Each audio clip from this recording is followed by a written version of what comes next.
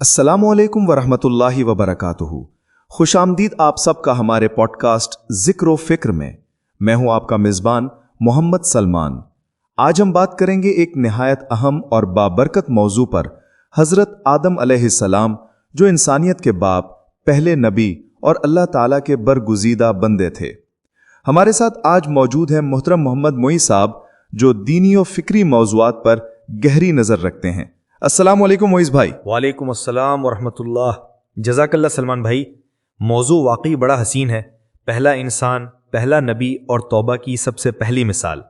چلیں آغاز کرتے ہیں اس لمحے سے جب اللہ تعالیٰ نے ارادہ فرمایا کہ وہ زمین پر اپنا خلیفہ بنائے گا۔ قرآن مجید میں سورۃ البقرہ آیت 30 میں ارشاد ہے، وَإِذْ قَالَ رَبُّكَ لِلْمَلَائِكَةِ إِنِّي جَاعِلٌ فِي الْأَرْضِ خَلِيفَةً، اور جب تیرے رب نے فرشتوں سے فرمایا کہ میں زمین میں ایک خلیفہ بنانے والا ہوں۔ یہ اعلان ایک عظیم تخلیقی مرحلے کا آغاز تھا۔ بالکل سلمان بھائی، فرشتوں نے عرض کیا کہ یا اللہ، کیا تو ایسے کو خلیفہ بنائے گا جو زمین میں فساد کرے گا اور خون بہائے گا؟ اللہ تعالیٰ نے فرمایا، انی اعلم ما لا تعلمون، یعنی میں وہ جانتا ہوں جو تم نہیں جانتے، یعنی اللہ کی حکمت انسان کے علم سے بالا ہے۔ اللہ تعالیٰ نے حضرت آدم علیہ السلام کو مٹی سے پیدا فرمایا۔ قرآن میں مختلف جگہوں پر ذکر ملتا ہے۔ سورہ سعد آیت 71 اور 72 میں ارشاد ہے، اذ قال ربک للملائکۃ انی خالق بشرا من طین فاذا سویتہ ونفخت فیہ من روحی فقعوا لہ ساجدین۔ یہ آیت بتاتی ہے کہ اللہ نے آدم کو مٹی سے بنایا، پھر اپنی روح پھونکی اور فرشتوں کو حکم دیا کہ سجدہ کریں۔ بالکل سلمان بھائی، یہ سجدہ عبادت کا نہیں بلکہ تعظیم کا سجدہ تھا جو اللہ کے حکم سے تھا۔ سب فرشتوں نے سجدہ کیا مگر ابلیس نے انکار کر دیا۔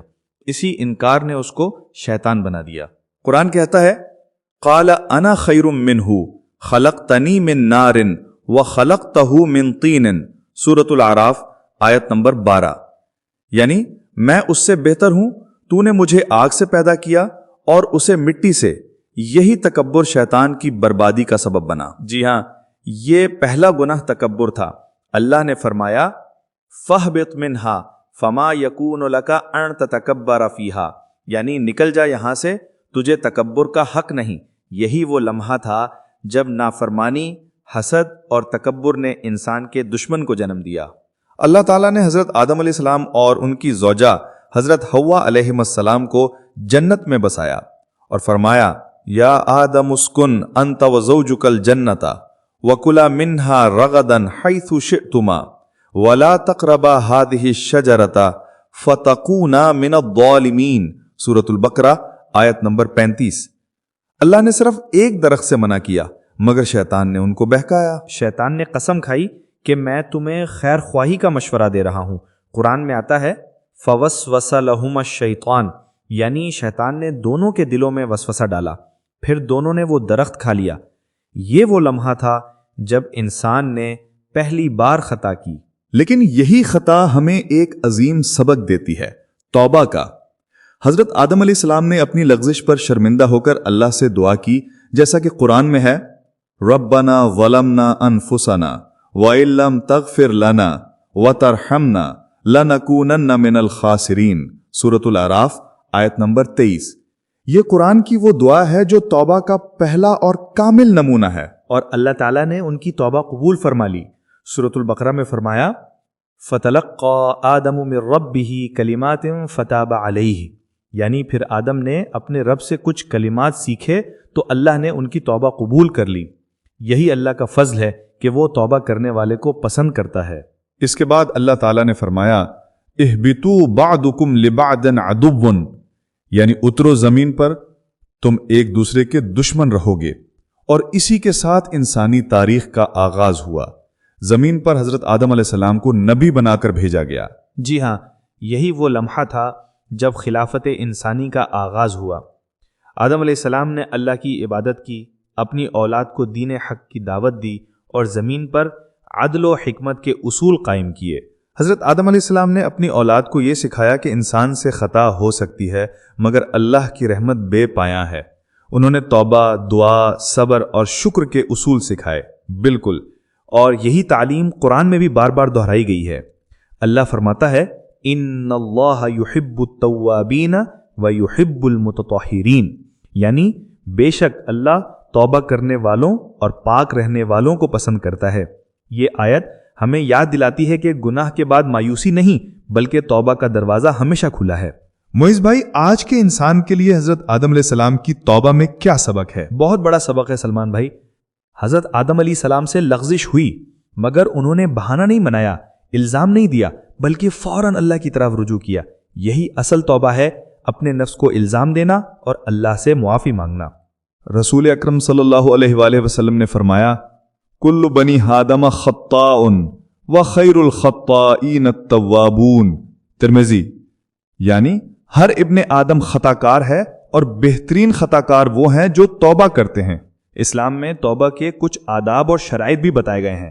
علماء کے مطابق گناہ پر ندامت ہو، گناہ کو فوراً چھوڑ دیا جائے، آئندہ نہ کرنے کا پختہ ارادہ ہو، اور اگر کسی کا حق مارا ہو تو وہ حق ادا کیا جائے۔ جی، یہ وہ شرائط ہیں جو انسان کو روحانی صفائی عطا کرتی ہیں۔ حضرت آدم علیہ السلام کی توبہ ایک روحانی انقلاب کی بنیاد بنی۔ آج جب ہم دنیا میں فتنوں، ظلم، حسد اور گناہوں سے بھری زندگی دیکھتے ہیں تو حضرت آدم علیہ السلام کا یہ سبق ہمارے دل کو سکون دیتا ہے کہ خطا ہو جائے تو مایوس نہیں ہونا، اللہ کی طرف پلٹ آؤ۔ جی، قرآن کہتا ہے قُلْ يَا عِبَادِيَ الَّذِينَ أَسْرَفُوا عَلَىٰ أَنفُسِهِمْ لَا تَقْنَطُوا مِن رَحْمَةِ اللَّهِ، یعنی اے میرے بندوں جنہوں نے اپنی جانوں پر ظلم کیا، اللہ کی رحمت سے مایوس نہ ہو۔ یہ آیت ہمیں امید دیتی ہے جیسے حضرت آدم علیہ السلام کو ملی تھی۔ حضرت آدم علیہ السلام کی کہانی ہمیں 3 بنیادی پیغام دیتی ہے۔